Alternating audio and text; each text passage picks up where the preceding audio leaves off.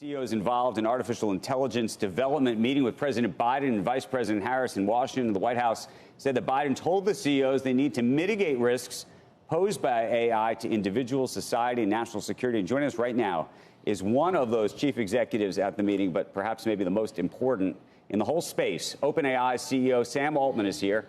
We're also joined by Operation Hope founder and CEO John Hope Bryant. Last night, Sam and John kicked off a listening tour across the United States, focusing on AI's impact and dispelling some misconceptions about the technology to underrepresented groups. And want to thank both of them for joining us this morning. Good morning, gentlemen. Good morning. So, Good morning. Sam and John, it's great to see you. Sam, want to start with you. Before we get into what the implications are for society in a sort of broader way, I do want to talk to you a little bit about what took place at the meeting yesterday and what your personal takeaway was from the understanding or not that folks in the White House and folks in Washington have about this technology. Look, our mission is to figure out how to build these advanced AI systems and deploy them into society for maximum benefit, and that requires partnership with government and regulation. The companies can do a lot, and we talked about this yesterday, to get that started. But long term, we will need governments, our governments around the world, to act and to put regulation in place and standards in place that make sure that we get as much of the good as possible of from these technologies and minimize the downsides.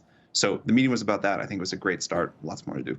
You've been talking, perhaps surprising to some, about the need for regulation, especially long term. But what's the distinction in your mind between whatever that long-term regulation looks like, and I'd love to know what you think it should look like, and to the degree that there's going to be regulation in the shorter term, if you think that there is, what that will be or should be, and the challenges it may pose?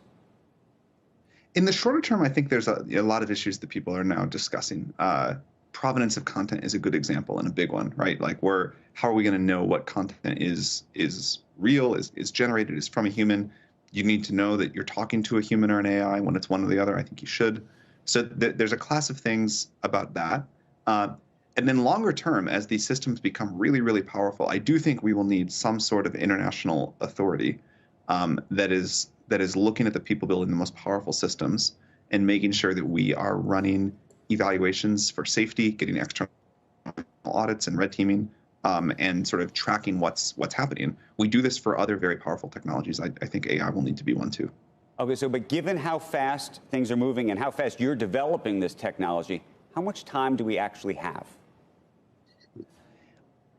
I think it's sort of like it's a spectrum. It's not like, we're fine and then all of a sudden we need to have like this strong regulation in place. I think we need to start thinking about the issues now, and then over the next period of many years, we'll need to put increasingly rigorous regulation in place. John, you've been spending a lot of time thinking about underprivileged, underserved markets, underserved people, and the implications on jobs and things of that sort. And I'm curious where you think AI really is going to land. We were actually talking about this just earlier this week, that actually in an odd way, it may be that blue collar jobs actually become, more valuable, oddly enough. Maybe certain blue collar jobs. I can run you through certain occupations that may be at less risk than others. We talked about that last night here in Atlanta. We got into some level of detail, but I think there's no avoiding that this is what I call the third reconstruction. I've said it on your show before. It's the fourth industrial revolution. It's this was like going from mankind to horses, and probably more appropriately from horses, the transition to automobiles, which took 50 years to complete. This is probably going to happen in 5 years, Andrew, and it's going to disrupt the lives of 100 million working families.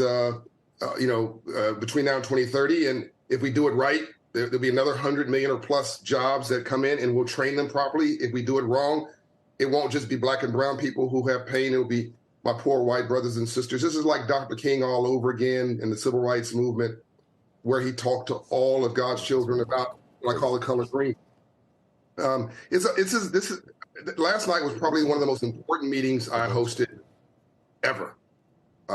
Because of the implications. I'm very hopeful because a guy like Sam is on point, and Sam called me and said, let's do this meeting. It wasn't my idea. It was his. We had talked about it, but he took the initiative. To go from the White House to our house was quite dramatic.